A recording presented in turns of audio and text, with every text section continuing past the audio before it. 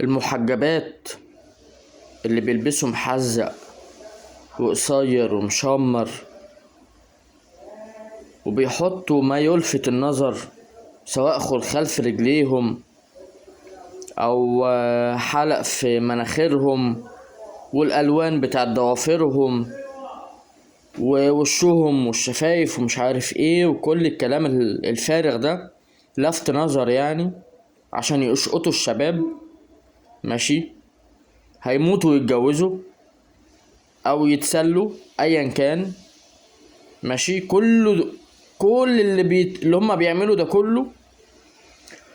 الموضة بتاعت الحجاب والنقاب من صنع الصهاينة، حتى المخدرات من صنع الصهاينة، حتى الشيشة من صنع الصهاينة، حتى السجاير من صنع الصهاينة. ماشي، هما المحجبات عارفين ان هما بيخالفوا شرع الله، عارفين ومتأكدين ان هما بيتحدوا ربنا. انا مش شيخ ولا بستشيخ ولا ليا في الاستشيخ اصلا، بس انا عايش على مبدأ اسمه خير الامور الوسط. ماشي، وده مش انا اللي قلته. تمام،